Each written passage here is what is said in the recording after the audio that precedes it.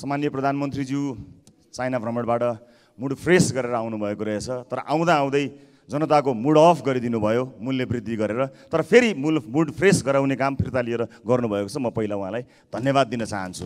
तर एउटा कुरा चाहिँ यहाँ मैले जोड्नै पर्ने के हुन्छ भने आयल निगमका विषयमा जोड्नै पर्ने हुन्छ। धन्यवाद दिइवरी यो आयल निगम व्यापार पनि आफै गर्छ, आयात पनि आफै गर्छ, नियामक निकाय पनि उही हो, सबै कुरा आफै गर्छ र भन्छ सधैँ घाटामा छु भन्छ। कर्मचारीलाई बोनस बाँड्न पनि भ्याउँछ, तर सधैँ यो घाटामा रहन्छ। यो घाटा के हो? सधैँ यो देशले यो घाटा सहिरहनु पर्ने कुराको चाहिँ निर्क्युल होस् अनि अटोमेटिक सिस्टममा अन्तर्राष्ट्रिय बजारमा बढेको मूल्यका कारणले आफै भएको हो भन्ने हो भने घटेका बेलामा यसले मूल्य किन घटाउँदैन, 2 दिन 3 दिन किन लगाउँछ?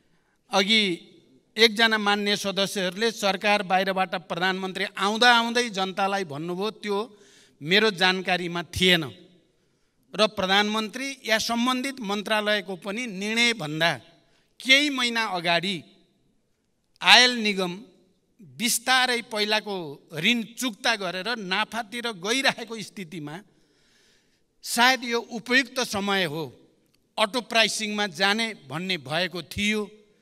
त्यसैको आधारमा भएको थियो, जुन अहिलेको जनताको पीर मर्का, जनताको भावना र आवश्यकता विपरीत थियो। आज बिहान मात्रै मैले प्रधानमन्त्री या सम्बन्धित मन्त्रालय या उपप्रधानमन्त्रीहरूलाई पनि जानकारी नदिई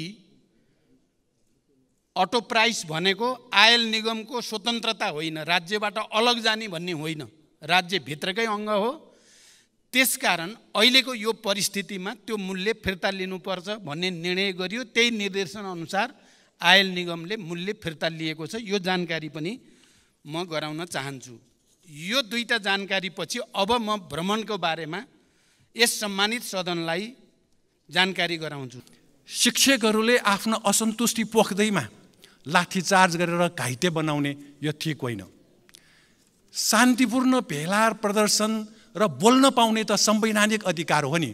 प्रधानमन्त्रीज्यूहरू र मन्त्रीज्यूहरू संविधानको व्याख्याता जस्तै कसैले केही आपत्ति जनाउने बित्तिकै पिटिहाल्ने र थुइने हाल्ने, यो काम चाहिँ गलत छ। सरकार यसमा सचेत हुनुपर्छ। र साथसाथै हिजोकै एउटा घटना, छाया कम्प्लेक्स भने थबहीको त्यो बिहारको पोखरीमा बनेको छाया कम्प्लेक्स 26.5 रोप्ने जग्गा, त्यो जग्गामा सरकारको जग्गामा व्यक्तिले कब्जा गरेर अब त्यस बेला प्रभावित पारेर मालपोत, भूमि सुधार, गुठी सबैलाई प्रभाव पारेर व्यक्तिको नाममा दर्ता भयो। केशर शमशेरको छोरा, चन्द्र शमशेरको छोरा केशर शमशेर, केशर शमशेरको छोरा केयूर शमशेर, त्यसपछि अम्बिका राणा, पृथ्वीबहादुर पाण्डे, उहाँहरूले कब्जा राख्नुभयो। यो जग्गा सार्वजनिक भनेर स्थानीय जनता आन्दोलनमा उत्रे, मात्र प्ले कार्ड बोकेर यतिकै उभिँदाखेरि हिजो त्यहाँ उभिन पनि दिएन भनेपछि सरकार कसको? माफियाहरूको? के बोल्न पाउँदैन यो सरकारमा? मान्य सदस्य, तपाईँको समय सकियो। त्यसकारण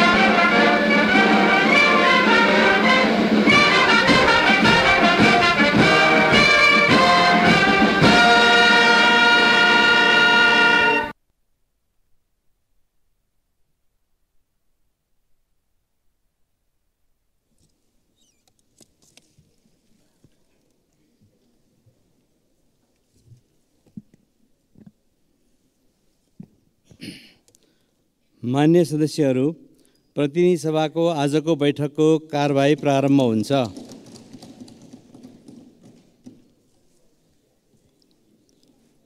मान्य सदस्यहरू किन उठिरहनु भएको छ? बसौँ। आज प्रधानमन्त्रीज्यूबाट भ्रमणको बारेमा कुराहरू राख्ने दिनुभएकोले उहाँको कुराहरू राख्न दिउँ, त्यस पछाडि अनि हामी अरू कुराहरू नियमित ढङ्गबाट कसरी जाने हो अनि हामी जाउँ। त्यसैले म अनुरोध गर्छु मान्य सदस्यहरू बसौँ।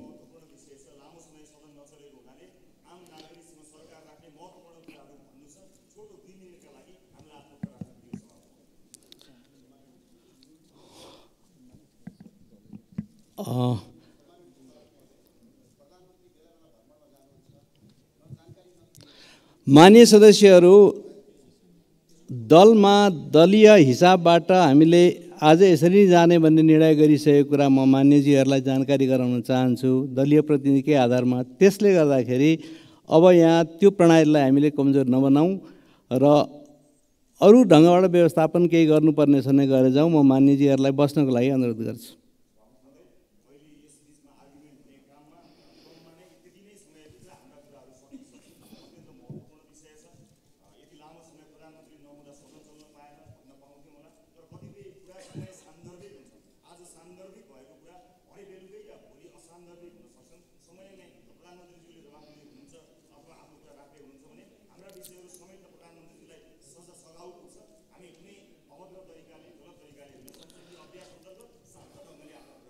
माननीय सदस्य, मैले संसदीय अभ्यास अन्तर्गत नै योभन्दा अगाडि दलीय हिसाबबाट सचेतक मान्यजीहरूसँग बसेर आज यसरी जाने भने टुङ्ग्याएको कुरा मैले फेरि पनि यहाँलाई दोहोऱ्याउन चाहन्छु।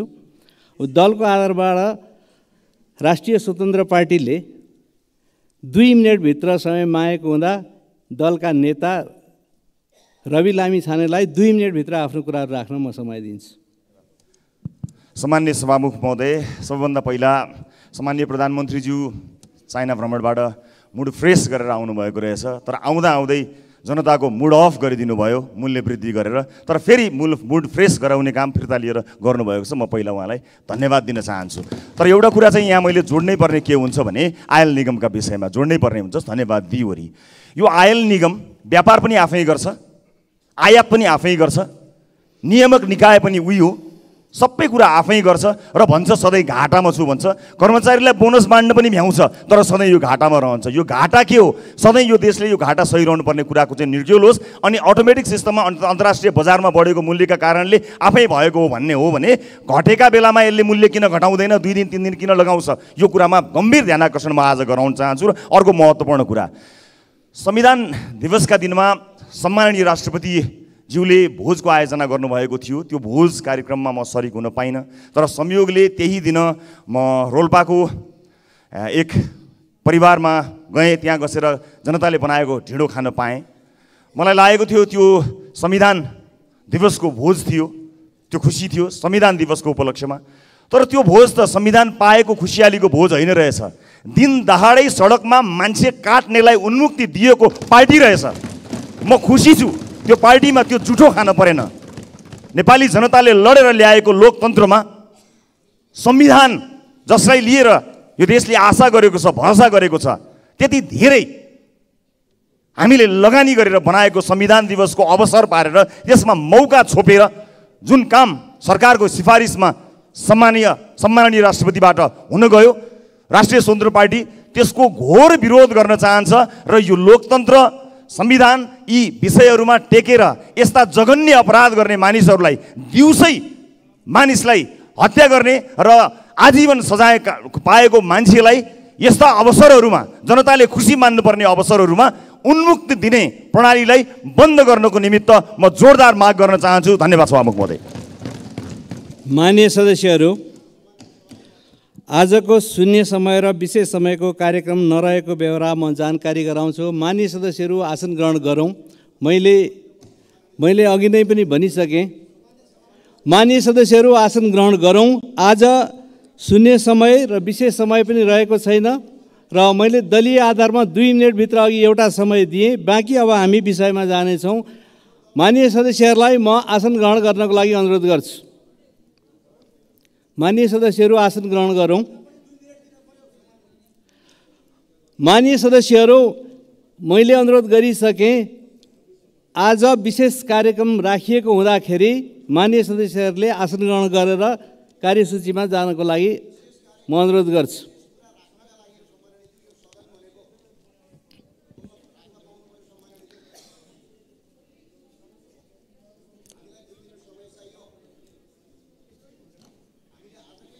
के गर्ने यस्तो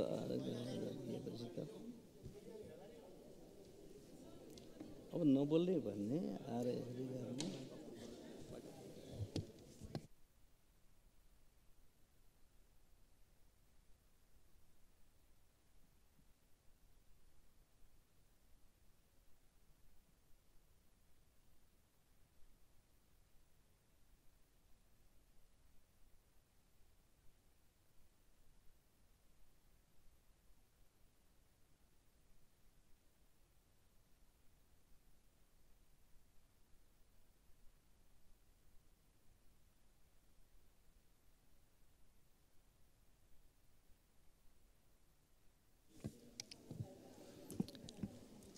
माननीय सदस्यहरू, अब हामीले आज मात्रै होइन नि त, यो सदन त अरू पनि चलेर जान्छ। विषयहरू त अब नियमित ढङ्गमा हामी राख्दै जान्छौँ र अब एउटा समझदारीबाट गइसकेपछि यो ढङ्गबाट जाँदाखेरि त हामी प्रणालीलाई, परम्परालाई पनि हामी लिँदैनौँ। त्यसले गर्दाखेरि मेरो आग्रह छ, मान्यज्यूहरू, हामीले नै गरेको समझदारी हो, हामीले नै गरेका निर्णय हो, हामीले नै बनाएको नियमावली हो। त्यसको आधारमा अब अहिले अझै नराख्दाखेरि आपत्ति भइहाल्नुपर्ने खालको त्यस्तो विषय पनि मेरो जानकारीमा छैन। त्यस कारणले माननीय सदस्यहरू आसन ग्रहण गरेर सदनको कारबाहीलाई अगाडि लानको लागि माननीय सदस्यहरू सहयोग गर्नुपर्नेछ र सहयोग गर्न म अनुरोध गर्छु र आसन ग्रहण गर्नको लागि अनुरोध गर्छु माननीय सदस्य।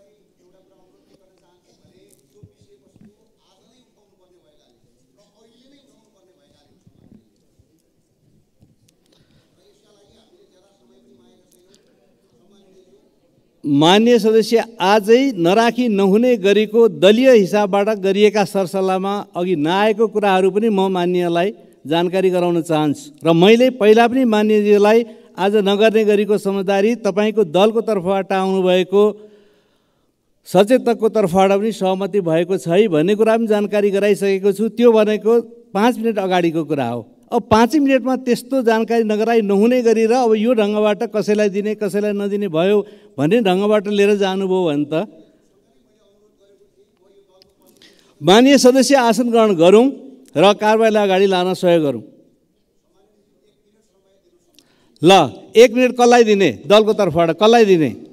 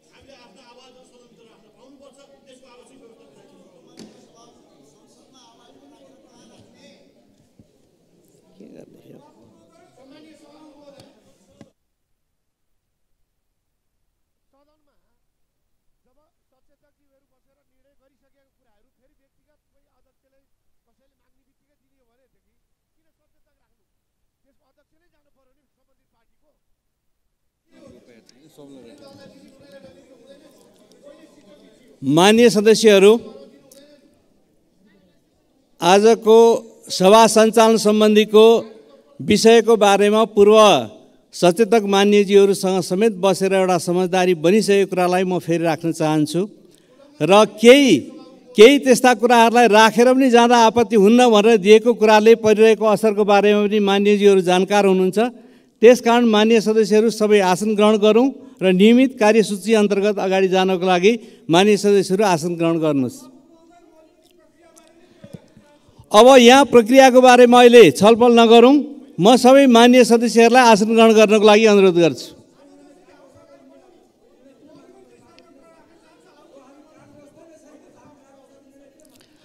माननीय सदस्यहरू आसन ग्रहण गर्नुहोस्, म तपाईँहरूलाई अनुरोध गर्दैछु।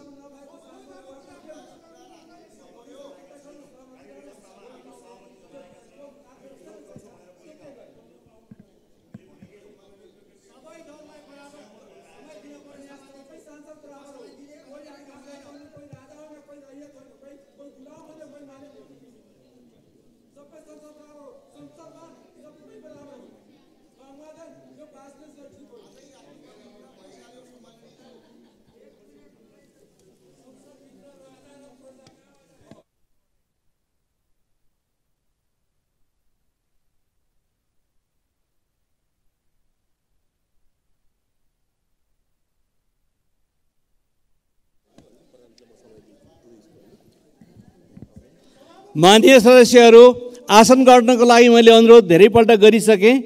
म यो सभा सञ्चालन गर्नको लागि सबै माननीय सदस्यहरूलाई आसन ग्रहण गर्नको लागि विशेष निर्देशन गर्दछु।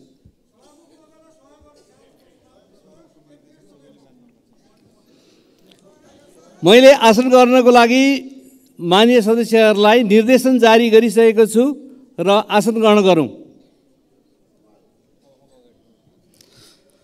माननीय सदस्यहरू, सम्मानीय प्रधानमन्त्री श्री पुष्पकमल दाहाल प्रचण्डले संयुक्त राज्य अमेरिका र चीन भ्रमणमा सम्पन्न कार्यका सम्बन्धमा सभालाई जानकारी गराउन समय माग गर्नुभएको छ। म उहाँलाई समय दिन्छु।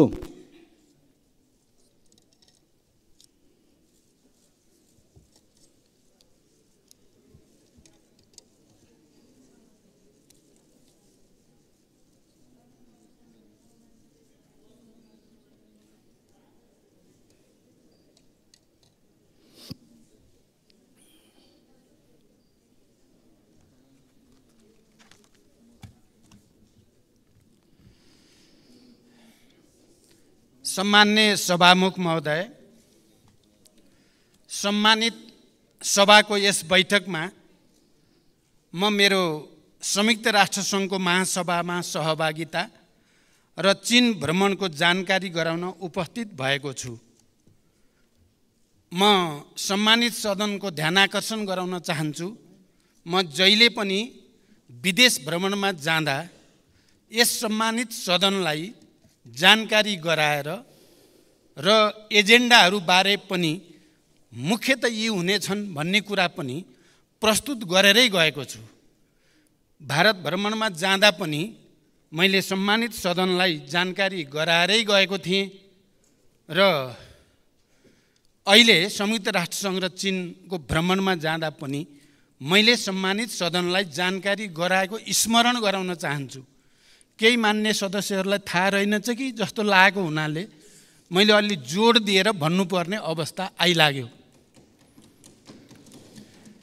यी भ्रमणका बारेमा जानकारी गराउनु पूर्व सर्वप्रथम म दुईवटा विषयमा सम्मानित सदनलाई जानकारी गराउन आवश्यक ठान्दछु। एक, आजै बसेको मन्त्री परिषदको बैठकले सुनको अवैध पैठारी तस्करी नियन्त्रणका लागि सुझाव सहितको प्रतिवेदन पेश गर्न जाँचबुझ आयोग ऐन 2026 को दफा 3 को उपदफा 2 बमोजिम उच्च अदालतका पूर्व न्यायाधीश श्री दिल्लीराज आचार्यको अध्यक्षतामा पूर्व प्रहरी अतिरिक्त महानिरीक्षक श्री सहकुल बहादुर थापा, पूर्व सहसचिव श्री किशोरजङ कार्की र पूर्व सहसचिव श्री प्रेमराज जोशी रहेको जाँचबुझ आयोग गठन गर्ने निर्णय भएको छ।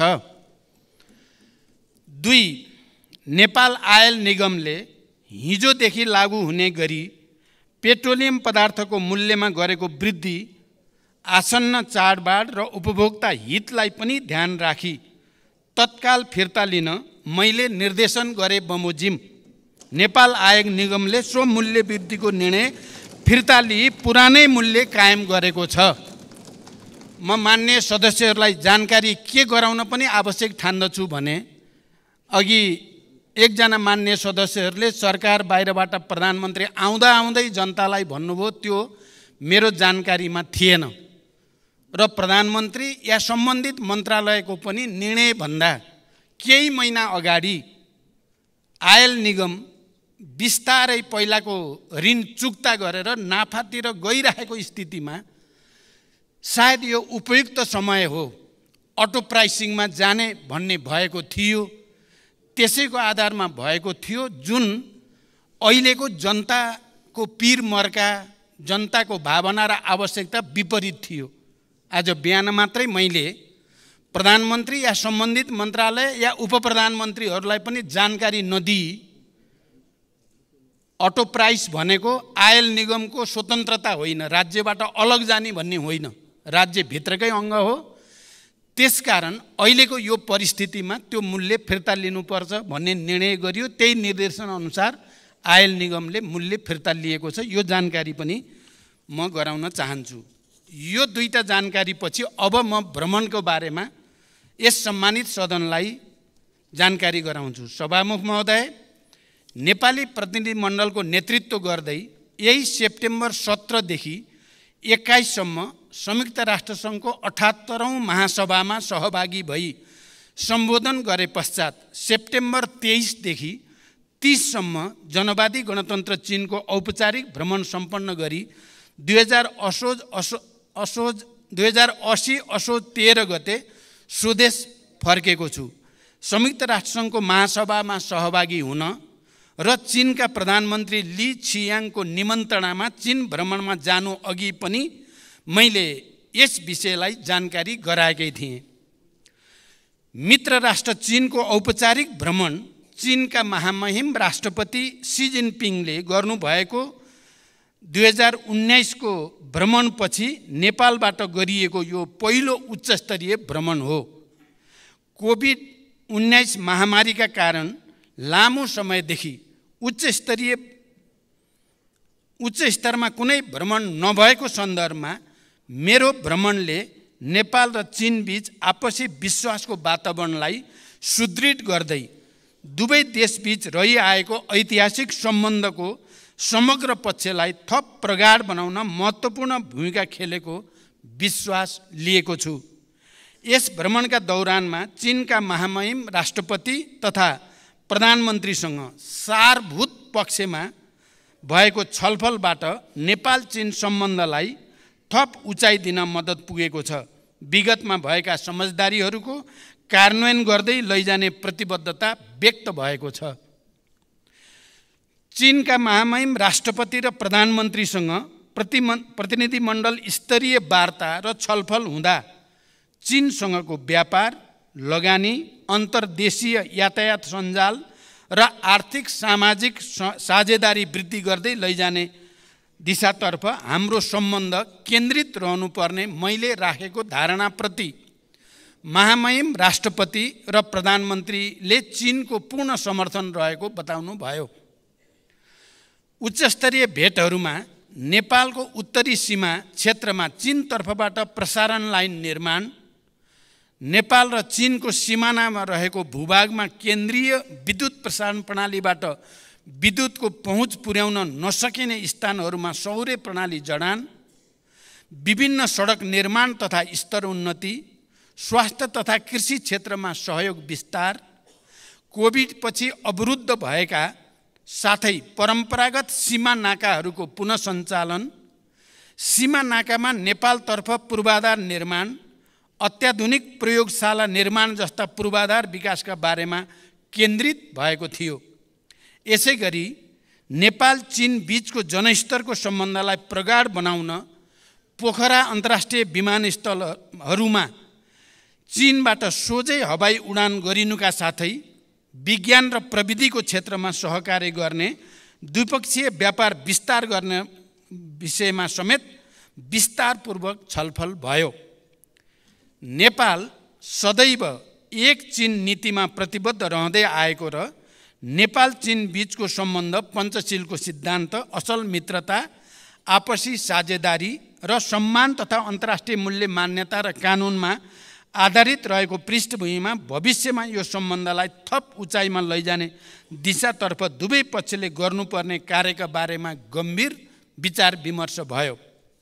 चीन भ्रमणको समयमा चीनको हाङजाउमा विभिन्न देशका राष्ट्र प्रमुख र सरकार प्रमुख एवं उच्चस्तरीय प्रतिनिधि समेतको उपस्थितिमा चीनका महामहिम राष्ट्रपतिले गर्नुभएको उद्घाटन समारोहमा सहभागी भई नेपाली खेलाडीहरूको हौसला बढाउने अवसर पनि प्राप्त भयो।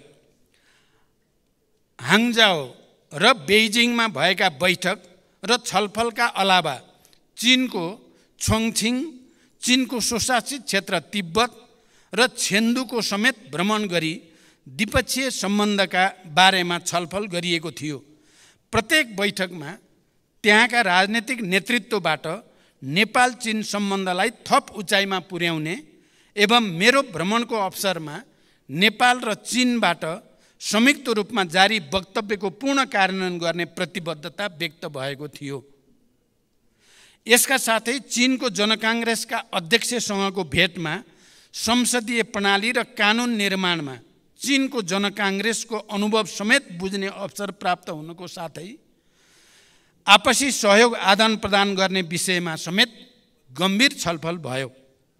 चीन भ्रमण अघि मैले संयुक्त राष्ट्रसङ्घको चालु 78औं महासभामा सहभागी भई उच्चस्तरीय सत्रको जेनरल डिबेट सामान्य बहसमा नेपालको तर्फबाट सम्बोधन गरेको थिएँ। यस सम्बोधनमा मैले प्रमुख रूपमा नेपालको शान्ति प्रक्रिया र त्यसलाई ठोस निष्कर्षमा पुर्याउन अन्तर्राष्ट्रिय समुदायको सहयोग, जलवायु परिवर्तन तथा यसले गर्दा नेपाल लगायत अल्पविकसित देशहरूमा परेको नकारात्मक प्रभाव र त्यसका निराकरणका उपायहरू, हिमाली राष्ट्रहरूका समस्या, दिगो विकासका लक्ष्यहरूको प्राप्तिमा अल्पविकसित राष्ट्रहरूका समस्या प्रस्तुत गर्दै ती समस्या समाधानमा साधन स्रोतको व्यवस्थापनका लागि विश्व समुदायको गम्भीर ध्यानाकर्षण गराएको छु। यसैगरी अति कम विकसित तथा भूपरिवेष्टित राष्ट्रका समस्याहरूप्रति विश्वको ध्यानाकर्षण गराउँदै ती राष्ट्रहरूको विकासका लागि अन्तर्राष्ट्रिय सहयोग, प्रविधि हस्तान्तरण र लगानीका माध्यमबाट गरिबी तथा असमानता हटाउँदै जानुपर्ने विषयमा मैले विशेष जोड दिएर राखेको छु। साथै समकालीन विश्वका प्रमुख मुद्दाहरू मानवाधिकार, निशस्त्रीकरण, आतंकवाद बारे नेपालको दृष्टिकोण पनि प्रष्ट शब्दमा प्रस्तुत गरेको छु।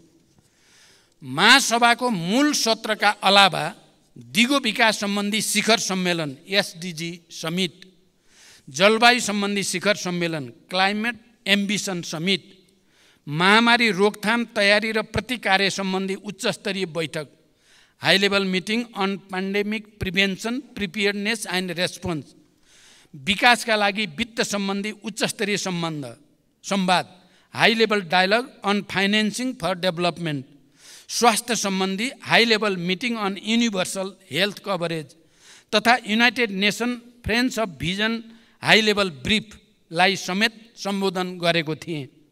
यी सम्बोधनहरूमा मैले नेपाल लगायत अति कम विकसित राष्ट्रहरूको तर्फबाट समेत दिगो विकासका लक्ष्य प्राप्तिका समस्या, त्यसको समाधान, जलवायु परिवर्तनको प्रभाव र सोको न्यूनीकरणमा सहयोग गर्न अति कम विकसित मुलुकहरूका लागि सहज वित्तीय पहुँचको सुनिश्चितता, कोभिड-19 लगायतका महामारी र सोबाट गरिब मुलुकहरूका अर्थतन्त्रमा परेका समस्याका बारेमा विस्तृत र स्पष्ट दृष्टिकोण राखेको थिएँ।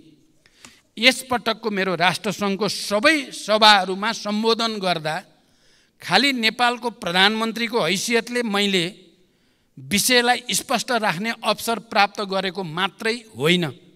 यो पटक हाम्रो लागि विशिष्टता के रह्यो भने हामी एलडिसीको चेयर हौँ। यो पटक 47वटा कम विकसित देशहरूको अध्यक्षको हैसियतले प्रत्येक सभामा सम्बोधन गर्ने विशेष अवसर पनि नेपाललाई प्राप्त भयो र त्यो अवसरको हामीले अधिकतम सदुपयोग गरेको जानकारी पनि म गराउन चाहन्छु।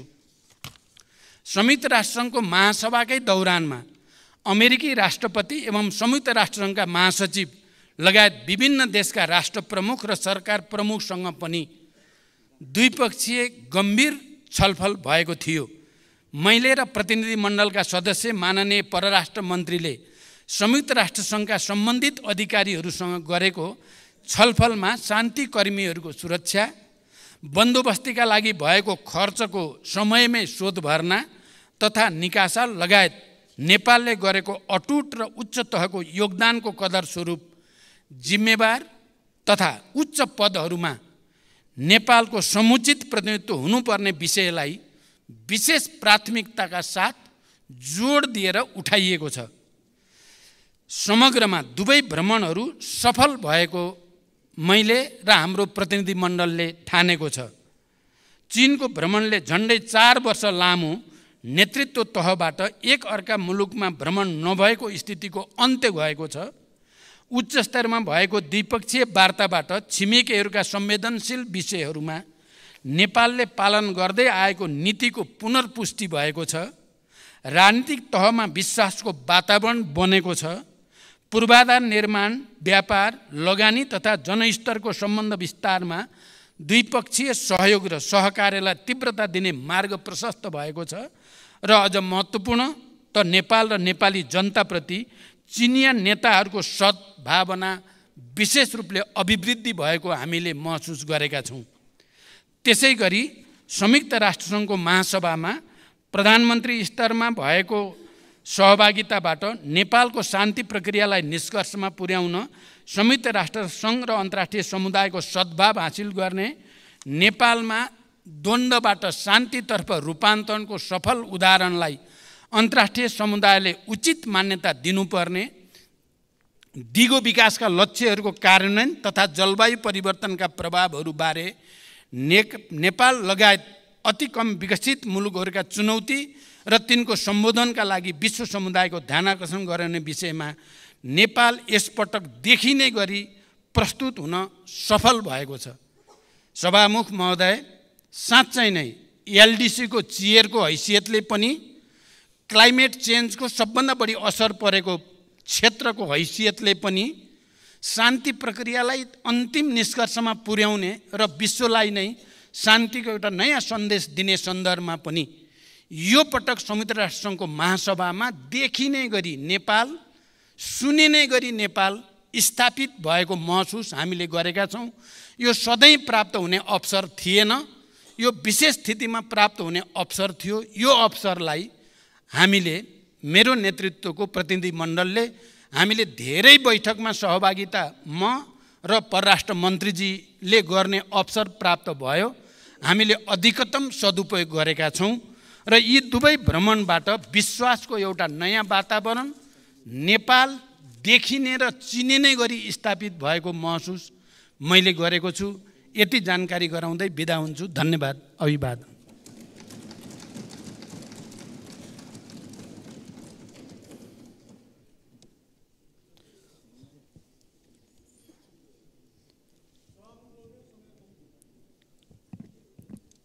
मान्य सदस्यहरू, सम्माननीय प्रधानमन्त्रीले आफ्नो भ्रमणको सम्बन्धमा सदनलाई जानकारी गराइसक्नु भएको छ। यो जानकारीमा स्पष्टीकरण नराखिएको बेहोरा म मान्य सदस्यज्यूहरूलाई जानकारी गराउन चाहन्छु।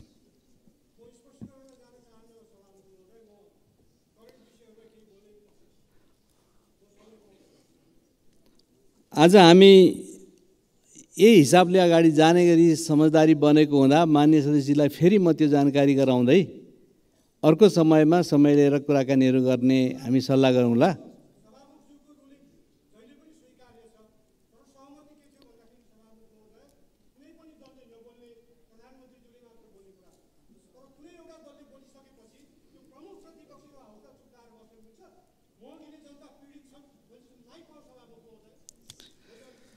मान्य सदस्य, त्यही समझदारी भएकै कारणले मैले मान्यज्यूलाई माइक दिन सक्दिनँ। मान्यज्यू,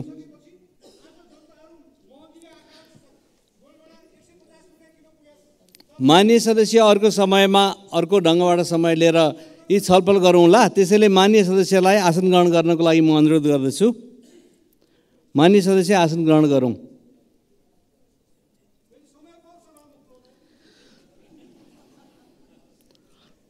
समय दिनलाई आज सम्भव छैन भन्ने कुरा मैले फेरि मान्य सदस्यजीलाई अनुरोध गर्दै आगामी बैठकहरूमा यस्ता विषयमा छलफल गर्ने वातावरण बनाऊँ, योजना बनाऊँ र अगाडि बढौँ भनेर बस्न अनुरोध गर्दछु।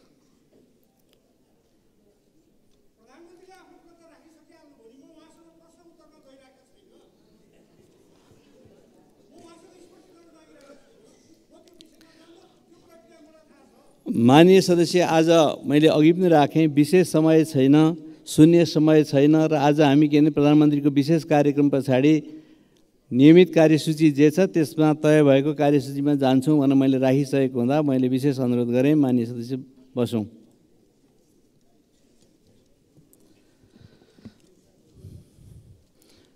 माननीय सदस्यहरू, राष्ट्रपतिको कार्यालयबाट पत्र प्राप्त हुन आएको छ।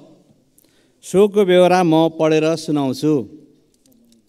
सम्माननीय राष्ट्रपति श्री रामचन्द्र पौडेलज्यूले सम्माननीय प्रधानमन्त्री श्री पुष्पकमल दाहाल प्रचण्डज्यू सम्मत 2080 साल भदौ 30 गते शनिबार संयुक्त राज्य अमेरिकाको न्युयोर्कमा आयोजना हुने संयुक्त राष्ट्रसङ्घको 78औं महासभामा सहभागी हुन र तत्पश्चात जनवादी गणतन्त्र चीनको औपचारिक भ्रमणको सिलसिलामा नेपाली प्रतिनिधि मण्डलको नेतृत्व गर्दै त्यसतर्फ प्रस्थान गर्नुहुने भएकोले उहाँको अनुपस्थितिमा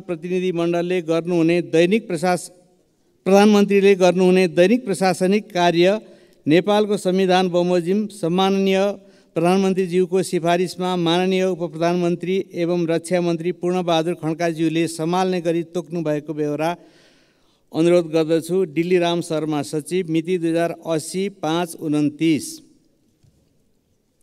माननीय सदस्यहरू, प्रधानमन्त्री तथा मन्त्री परिषदको कार्यालयबाट पत्रहरू प्राप्त हुन आएको छ।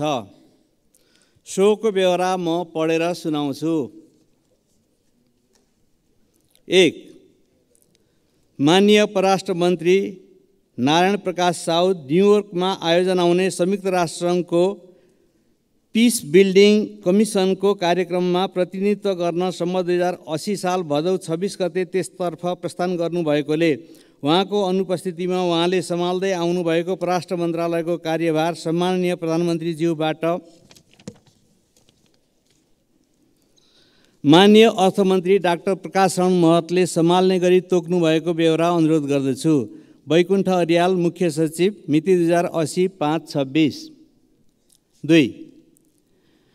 माननीय कृषि तथा पशुपक्षी विकास मन्त्री डाक्टर बेदुराम भुषाल क्युबाको हवानामा आयोजना हुने ग्रुप अफ 77 एन्ड चाइना शिखर सम्मेलनमा सहभागी हुन सम्म 2080 साल भदौ 27 गते त्यसतर्फ प्रस्थान गर्नुहुने भएकोले उहाँको अनुपस्थितिमा उहाँले सम्हाल्दै आउनुभएको कृषि तथा पशुपक्षी विकास मन्त्रालयको कार्यभार सम्माननीय प्रधानमन्त्रीज्यूबाट माननीय उपप्रधानमन्त्री एवं गृहमन्त्री नारायण काजी श्रेष्ठले सम्हाल्ने गरी तोक्नु भएको बेहोरा अनुरोध गर्दछु। बैकुण्ठ अर्याल, मुख्य सचिव, मिति 2080-5-26। 3. माननीय अर्थमन्त्री डाक्टर प्रकाश शरण महत इजिप्टको सार्म एल शेखमा आयोजना हुने एसियाली पूर्वाधार लगानी बैङ्कको बोर्ड अफ गभर्नर्सको 8औं वार्षिक बैठकमा अस्थायी गभर्नरको रूपमा सहभागी हुन सम्म 2080 साल असोज 5 गते त्यसतर्फ प्रस्थान गर्नुहुने भएकोले उहाँको अनुपस्थितिमा उहाँले सम्हाल्दै आउनुभएको अर्थ मन्त्रालयको कार्यभार र परराष्ट्र मन्त्रालयको कार्यभार समेत माननीय कार्यवाहक प्रधानमन्त्रीज्यूबाट माननीय कानुन न्याय तथा संसदीय मामिला मन्त्री धनराज गुरुङले सम्हाल्ने गरी तोक्नु भएको बेहोरा अनुरोध गर्दछु। बैकुण्ठ अर्याल, मुख्य सचिव, 2080-6-4 मिति। 4. माननीय खाने पानी मन्त्री महेन्द्र राय यादव सम्माननीय प्रधानमन्त्री श्री पुष्पकमल दाहाल प्रचण्डज्यूको नेतृत्वमा हुने जनवादी गणतन्त्र चीनको औपचारिक भ्रमणमा सहभागी हुन सम्मत 2080 साल असोज 7 गते त्यसतर्फ प्रस्थान गर्नुहुने भएकोले उहाँको अनुपस्थितिमा उहाँले सम्हाल्दै आउनुभएको खानेपानी मन्त्रालयको कार्यभार माननीय कार्यवाहक प्रधानमन्त्रीज्यूबाट माननीय श्रम, रोजगार तथा सामाजिक सुरक्षा मन्त्री शरद सिंह भण्डारीले सम्हाल्ने गरी तोक्नु भएको बेहोरा अनुरोध गर्दछु। बैकुण्ठ अर्याल, मुख्य सचिव, मिति 2080-6-4। 5.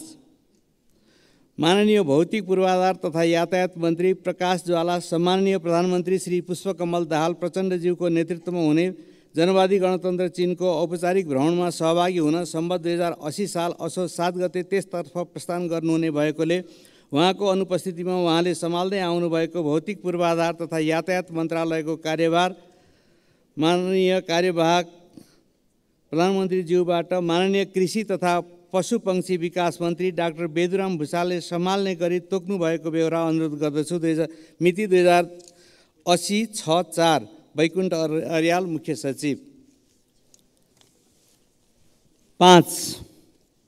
माननीय युवा तथा खेलकुद मन्त्री डिगबहादुर लिम्बू मित्र राष्ट्र चीनको होङजाओ सहरमा आयोजना हुने 19औं एसियाली खेलकुद प्रतियोगितामा नेपाल तर्फबाट सहभागी हुने प्रतिनिधि मण्डलको नेतृत्व गर्दै सम्म 2080 साल असोज 5 गते त्यसतर्फ प्रस्थान गर्नुहुने भएकोले उहाँको अनुपस्थितिमा उहाँले सम्हाल्दै आउनुभएको युवा तथा खेलकुद मन्त्रालयको कार्यभार माननीय कार्यवाहक प्रधानमन्त्रीज्यूबाट माननीय शहरी विकास मन्त्री सीता गुरुङले सम्हाल्ने गरी तोक्नु भएको बेहोरा अनुरोध गर्दछु। बैकुण्ठ अर्याल, मुख्य सचिव, मिति 2080-6-5।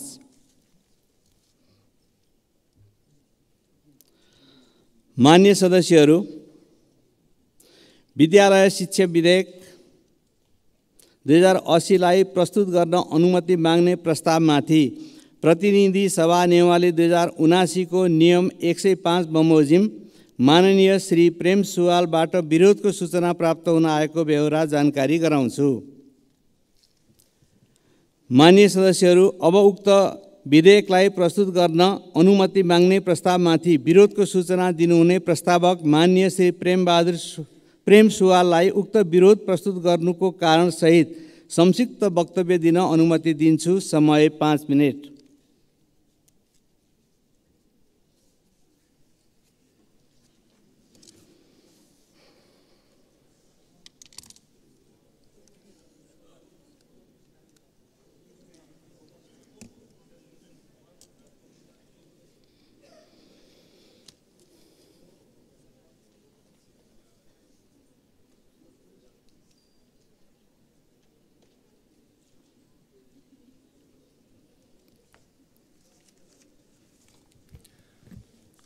सभामुख महोदय, यो विद्यालय शिक्षा सम्बन्धी विधेयक दर्ता हुने बित्तिकै शिक्षकहरूमा असन्तुष्ट भयो, आन्दोलन पनि भयो र हामीले विद्यालय शिक्षा विधेयकमा निःशुल्क र अनिवार्य शिक्षा दिने भनेर उल्लेख गर्नुपर्ने, तालिम प्राप्त विषयगत शिक्षक देशभरि प्राप्त गराउने र उत्पादन श्रमसँग जोडिएको शिक्षा प्रदान गर्ने पनि यसमा आउनुपर्ने त्यो आएन र शिशु स्याहार, प्रारम्भिक बाल विकास तथा शिक्षा, आधारभूत शिक्षा, माध्यमिक शिक्षामा अध्यापन गराउने शिक्षकहरूको लागि विश्वविद्यालयमा उत्कृष्ट नतिजा भएकाहरूलाई नियुक्तिमा जोड दिने, त्यसको लागि शिक्षण पेसामा सुविधा अलि बढी दिने, अरू पेसाभन्दा।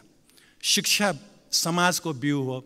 अब शिक्षै नराम्रो भएपछि, शिक्षक नराम्रो भएपछि भविष्य राम्रो हुँदैन देशको। यतातिर यो विधेयकले ध्यान दिन सकेन र निजी लगानीका विद्यालयलाई तोकिएको समयभित्र सरकारले क्षतिपूर्ति दिएर लिइहाल्ने शिक्षा व्यापार होइन। अहिले 2 लाख 3 लाख महिनाको फी उठाउने विद्यालय पनि छन्। विद्यालय सञ्चालकहरू केही माननीयहरू भएको पनि नाम बाहिर आएको छ। यसरी यसलाई चाहिँ सम्बोधन गरेन र शैक्षिक गुठी अन्तर्गतको विद्यालय भनेको सरकारकै सम्पत्ति हो र वर्षेनी सहयोग गर्नुपर्ने हो शैक्षिक गुठी अन्तर्गतकालाई। यो आएको छैन र प्रत्येक जिल्लामा शिक्षा कार्यालय हटाइसकेको र शिक्षकहरूले पनि यो माग गरेको र यो स्थानीय तहमै बन्दोबस्त गर्ने कुरो भइसकेकोलाई फेरि जिल्ला शिक्षा कार्यालय पुनर्स्थापन गर्नेलाई यो प्रतिगमनै भयो, सरकार प्रतिगामी भयो भनेर विरोध भएको छ। यसलाई पनि सम्बोधन गरेन यो विधेयकले र देशभरि नै एकै प्रकारको अध्ययन र अध्यापनको व्यवस्था गरी गुणस्तरीय शिक्षा कायम गर्न राष्ट्रिय स्तरमै कक्षा 10 को परीक्षा लिनुपर्छ। अब 12 मा मात्र परीक्षा लिने भए राष्ट्रिय स्तरको शिक्षाको गुणस्तर हुँदैन। त्यसकारण विद्यार्थीलाई बीच-बीचमा परीक्षाको बन्दोबस्त गर्नुपर्छ। यो हटाइएको पनि ठिक भएन। शिक्षाविदहरूले पनि यो विषय आलोचना गरेको छ र शिक्षकले देश र जनताको हितमा राजनीति गर्न पाउनुपर्छ। खुला सिमानामा भूमि मिचे पनि शिक्षक बोल्न नपाउने, महँगी भए पनि बोल्न नपाउने, भ्रष्टाचारको पनि बोल्न नपाउने, तस्करको पनि बोल्न नपाउने, अभिव्यक्ति स्वतन्त्रता हनन गरिएको छ यो विधेयकमा। त्यस्तो हुँदैन। त्यसकारण यसलाई संशोधन गरेर मात्र पेश गर्नुपर्छ र विदेशी बोर्ड र शिक्षण संस्थासँग आबद्ध भएको विद्यालय सञ्चालन अनुमतिको व्यवस्था गर्नु हुँदैन। हाम्रो आफ्नै बोर्डलाई राम्रो बनाउने हो र स्कलरसिप कुनै मित्र देशले दिन्छ भने त्यहाँ पठाइदिने हो। नभए अहिले हाम्रो 500 वटा कलेज बन्द हुने अवस्था छ। +2 सकेपछि विद्यार्थी बाहिर, पूर्वाधार त्यतिकै खाली छ। यो विषय चाहिँ सरकारको ध्यान जानुपर्छ र साथसाथै शिक्षकहरूले आफ्नो असन्तुष्टि पोख्दैमा लाठीचार्ज गरेर घाइते बनाउने यो ठिक होइन। शान्तिपूर्ण भेला प्रदर्शन र बोल्न पाउने त संवैधानिक अधिकार हो नि। प्रधानमन्त्रीज्यूहरू र मन्त्रीज्यूहरू संविधानको व्याख्याता जस्तै कसैले केही आपत्ति जनाउने बित्तिकै पिटिहाल्ने र थुइने हाल्ने, यो काम चाहिँ गलत छ।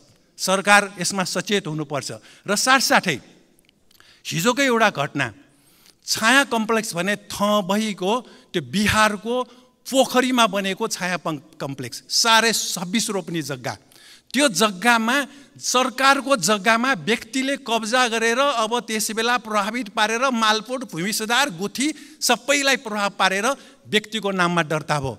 केशर शमशेरको छोरा चन्द्र शमशेरको छोरा केशर शमशेर, केशर शमशेरको छोरा केयूर शमशेर, त्यसपछि अम्बिका राणा, पृथ्वीबहादुर पाण्डे उहाँहरूले कब्जा राख्नुभयो।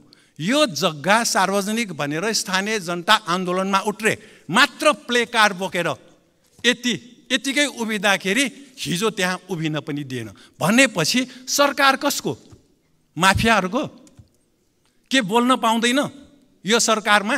माननीय सदस्य, तपाईँको समय सकियो। त्यसकारण सरकार सचेत हुनु पर्यो र स्वास्थ्य बिमा पनि भुक्तानी भइरहेको छैन। भक्तपुरको नगरपालिकाले चलाएको खोप अस्पतालमै 10 करोड भन्दा बढी भुक्तानी भएको छ। देशभरि कस्तो होला? गरिबले अब के उपचार पनि नपाउने यो सरकार अन्तर्गत। र साथसाथै दक्षिण कोरियाले हिजो एउटा बोलेको छ, अस्ति सेना दिवसको दिन अमेरिकासँग मिलेर उत्तर कोरियालाई आक्रमण गर्छौँ भनेर। यो कोरियाली प्रायद्वीपमा अशान्ति मचाउने हो, एसियामा युद्ध मचाउने हो। यसबारे सरकार सचेत हुनुपर्छ, बोल्नुपर्छ। सरकारले यस्तो युद्धको विरोध गर्नुपर्छ। धन्यवाद। माननीय सदस्यहरू, अब विधेयक प्रस्तुतकर्ता माननीय शिक्षा, विज्ञान तथा प्रविधि मन्त्री श्री अशोक कुमार राईलाई उक्त विधेयकलाई प्रस्तुत गर्न अनुमति माग्ने प्रस्तावमाथि प्राप्त विरोधका सम्बन्धमा संक्षिप्त वक्तव्य दिन अनुमति दिन्छु।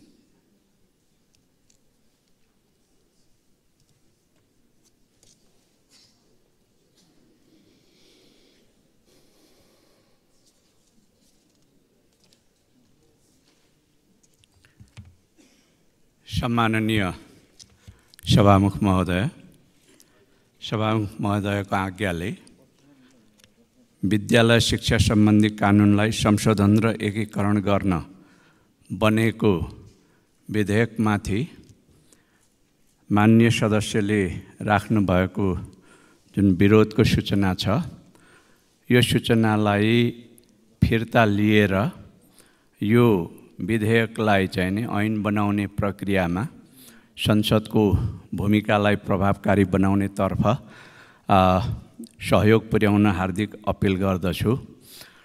यो विधेयक 75 सालमा मस्यौदा भएर अनेकचोटि मन्त्री परिषदमा पुग्दै फिर्ता हुँदै गरेको विधेयक हो।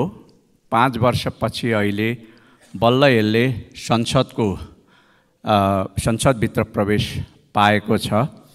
सभामुख महोदय, संसदभित्र आउनुभन्दा अगाडि मन्त्री परिषदले स्वयं प्रधानमन्त्रीज्यू, उपप्रधानमन्त्रीज्यूहरू समेतको चाहिँ सक्रियतामा सरकारवालाहरूसँग अनेक चरणमा वार्ता गरेर छलफल गरेर सडकमा गएका शिक्षक महासङ्घदेखि लिएर त्यस्तै गरेर राहत शिक्षकहरूदेखि लिएर अरू सबै सरकारवालाहरू समेतका गुनासाहरूलाई सुनेर यसलाई चाहिँ नि परिमार्जनका साथमा प्रस्तुत गरिएको छ र कतिपय प्रश्नहरूलाई चाहिँ संसदले हेर्नुपर्ने अवस्था छ। संसदको ऐन निर्माण गर्ने, कानुन निर्माण गर्ने सर्वोच्च शक्तिलाई, सार्वभौम अधिकारलाई चाहिँ नि सम्मान गर्दै भोलिको दिनमा चाहिँ यसलाई अरू परिमार्जित गरेर चाहिँ लानुपर्ने एउटा सहमतिपूर्वक चाहिँ मुलुकको चाहिँ शिक्षा प्रणालीलाई, विद्यालय शिक्षा प्रणालीलाई एउटा व्यवस्थित र सबल बनाउनु पर्ने अवस्था चाहिँ रहेको छ। मान्यजीले जे जस्ता चाहिँ विषयवस्तुहरूमाथि चिन्ता व्यक्त गरेर विरोधको सूचना जारी गर्नुभएको छ। मलाई लाग्छ यो विधेयकले धेरै कुराहरूलाई सम्बोधन गरेको छ। कैयौँ चिजहरूलाई नियमावली बनाएर सम्बोधन गर्न सकिनेछ र साथमा भोलिको दिनमा मान्य सदस्यहरूले राख्नुहुने संशोधनहरू, परिमार्जनका प्रस्तावहरू, हुने दफावार छलफलहरूका माध्यमबाट यसलाई अत्यन्त उपयोगी र मुलुकको शिक्षा प्रणालीलाई सही ढङ्गले दिशाबोध गराउन सक्ने, निर्देशित गर्न सक्ने, अगाडि लान सक्ने, उन्नयन गर्न सक्ने ऐनको रूपमा चाहिँ रूपान्तरित गर्न सकिने कुरा म संसदलाई सम्मानित संसदलाई विश्वास दिलाउन चाहन्छु। माननीय सदस्यले राख्नुभएका सरोकारहरू चाहिँ सुयोग्य व्यक्तिहरूलाई चाहिँ नि शिक्षामा ल्याउन पर्यो, राम्रो चाहिँ नि पे एन्ड पर्क्स दिनु पर्यो, उहाँहरूलाई चाहिँ नि सुविधाहरू दिनु पर्यो भन्नेतर्फ पनि यो ऐनको चाहिँ मस्यौदा यो विधेयकमा चाहिँ ध्यान दिइएको छ र साथसाथै शिक्षक महासङ्घ लगायत चाहिँ नि अरू सरकारवालाहरूसँग छलफल गर्दा त्यो विषयमा ध्यान दिइएको छ। विद्यालयको चाहिँ सम्पत्ति सुरक्षित हुनुपर्छ, त्यसको दुरुपयोग हुनु हुँदैन भन्ने कुरामा पनि यसमा एकदमै सही ढङ्गले चाहिँ नि प्रस्ताव अगाडि सारिएको छ। त्यस्तै गरेर शिक्षकहरूलाई चाहिँ नि राजनीतिबाट टाढा राख्नुपर्छ। मान्छेको व्यक्तिगत आस्था आफ्नो ठाउँमा छ, तर त्यो आस्थाका कारणले पठन पाठनलाई चाहिँ प्रभावित पार्नु हुँदैन, शिक्षाको गुणस्तरलाई प्रभावित पार्नु हुँदैन। उहाँहरूले कसैको चाहिँ के भन्दाखेरि सदस्यता लिएर कसैका विरुद्धमा कसैका लागि भोट माग्ने काम गर्नु हुँदैन भन्ने कुरा राखिएको छ भने अर्कोतिर चाहिँ आफ्नो ट्रेड युनियन अधिकार अन्तर्गत आफ्नो पेशागत हक हितका निम्ति उहाँहरूले सङ्गठित हुन पाउने शिक्षक महासङ्घको व्यवस्था गरिएको छ र त्यस हिसाबले शिक्षकहरूको पेशागत चाहिँ उन्नयन र उनीहरूको पेशागत हक अधिकार, उनीहरूका अधिकार र कर्तव्यहरू समेतलाई सुनिश्चित गर्ने गरी यो विधेयक चाहिँ प्रस्ताव गरिएको छ। त्यस्तै गरेर शिक्षाको स्तरलाई चाहिँ माथि उठाउनको लागि राष्ट्रिय परीक्षा बोर्ड, त्यसको स्वायत्तता, त्यसमा चाहिँ कार्यरत कर्मचारीहरूको चाहिँ पेशागत हक हित समेतलाई ध्यान दिनुपर्ने स्थिति छ भने अर्कोतिर यता चाहिँ हाम्रो करिकुलम पाठ्यक्रम चाहिँ विकासका सम्बन्धमा पाठ्यक्रम पाठ्यपुस्तकहरू तर्जुमा गर्ने सन्दर्भमा पनि अहिलेको समसामयिक परिवर्तनलाई समेत आत्मसात गरेको पाठ्यक्रम पाठ्यपुस्तकहरू तयार गर्नुपर्ने तर्फ पनि विधेयकको ध्यान गएको छ। त्यसकारण यो विधेयक चाहिँ वास्तवमा धेरै एकदम मल्टिल्याटरल चाहिँ नै भएको सम्बन्ध भएको विधेयक रहेछ। यसले चाहिँ नै मातृभाषामा शिक्षा चाहिँ प्राप्त गर्नुपर्ने समूहदेखि लिएर परम्परागत शिक्षाहरू, संस्कृत शिक्षा, गुरुकुल शिक्षा, मदरसा शिक्षा, गुम्बा विहार शिक्षा लगायतका चाहिँ परम्परागत शिक्षाहरू हाम्रो मुलुकको अहिलेको चाहिँ शिक्षा क्षेत्रमा चाहिँ मूल थ्रस्ट, मूल चाहिँ जोड जुन प्राविधिक शिक्षामा छ त्यो शिक्षा, साधारण शिक्षा सबै चिजलाई चाहिँ सन्तुलित गरेर लिएर जानुपर्ने भएको हुनाले यो धेरै नै गम्भीर महत्त्वको चाहिँ विधेयक रहेको छ र यसलाई चाहिँ सम्मानित संसदले हेरेर छलफल गरेर अध्ययन गरेर यसलाई अत्यन्त उपयोगी, अत्यन्त चाहिँ राम्रो ऐनको रूपमा चाहिँ अगाडि लानुपर्ने भएको हुनाले म सम्मानित संसद समक्ष यो निवेदन गर्दै विरोधको सूचना प्रस्तुता माननीयज्यूलाई सो सूचना चाहिँ फिर्ता लिएर सहयोग गरिदिनु हुन हार्दिक अपिल पनि गर्दछु। धन्यवाद।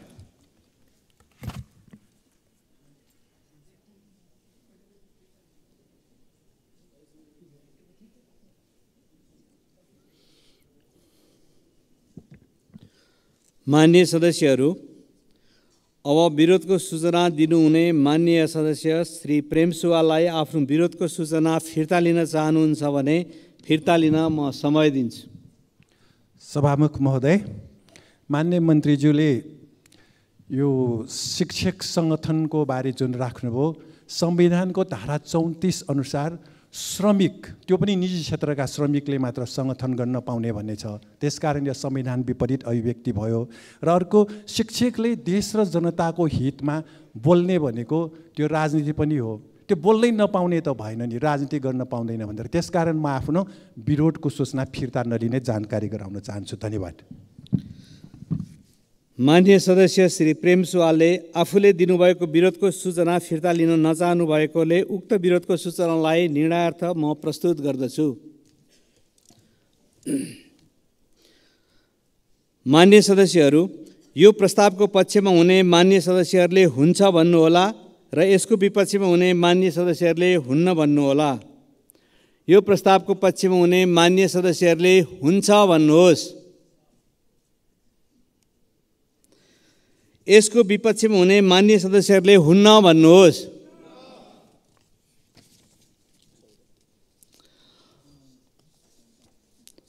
हुन्न भन्ने पक्षका मान्य सदस्यहरूको बहुमत भएकोले विद्यालय शिक्षा विधेयक 2080लाई प्रस्तुत गर्न अनुमति माग्ने प्रस्तावमाथि मान्य श्री प्रेम सुब्बाले प्रस्तुत गर्नुभएको विरोधको सूचना बहुमतले अस्वीकृत भएको घोषणा गर्दछु।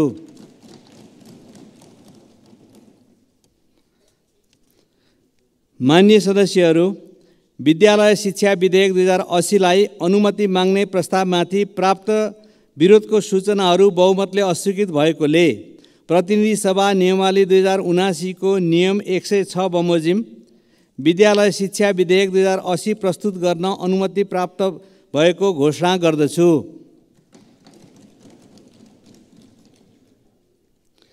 माननीय सदस्यहरू, अब माननीय शिक्षा विज्ञान तथा प्रविधि मन्त्री श्री अशोक कुमार राईलाई विद्यालय शिक्षा विधेयक 2080 पेश गर्न अनुमति दिन्छु।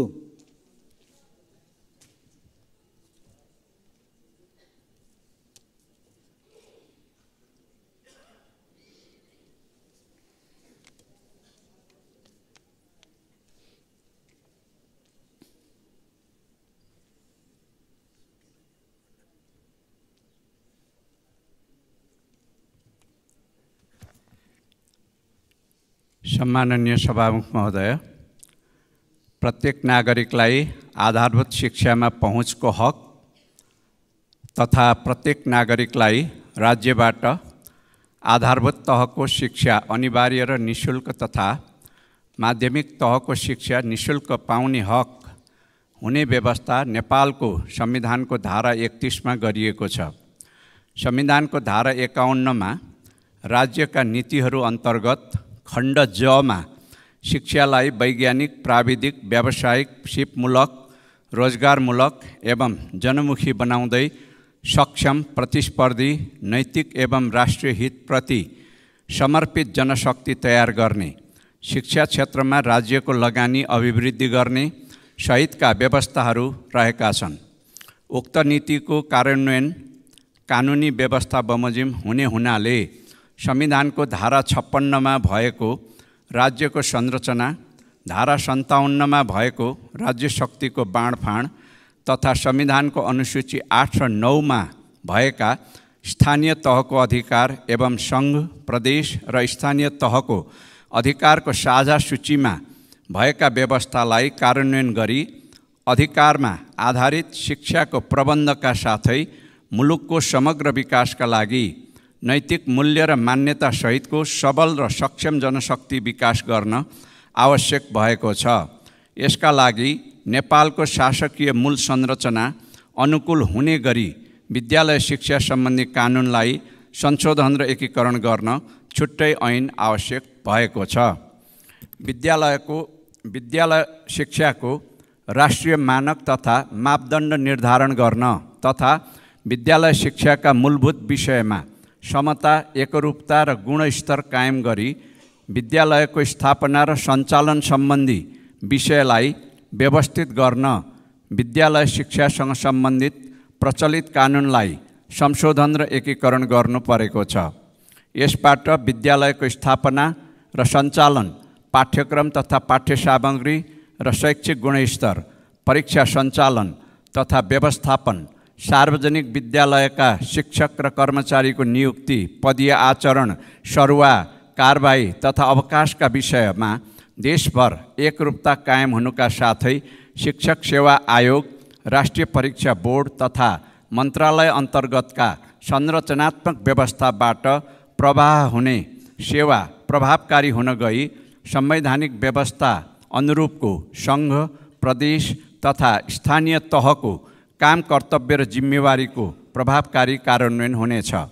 उल्लिखित प्रावधानहरूका माध्यमबाट मुलुकका कर्णधारको रूपमा रहेका बालबालिकाको शिक्षा सम्बन्धी हकको संरक्षण र प्रत्याभूति हुने गरी मुलुकको विद्यालय शिक्षाको व्यवस्थापन गर्नुपर्ने भएकोले प्रस्तुत विद्यालय शिक्षा सम्बन्धी कानुनलाई संशोधन र एकीकरण गर्न बनेको विधेयक सङ्घीय संसद प्रतिनिधि सभामा प्रस्तुत गर्दछु। धन्यवाद।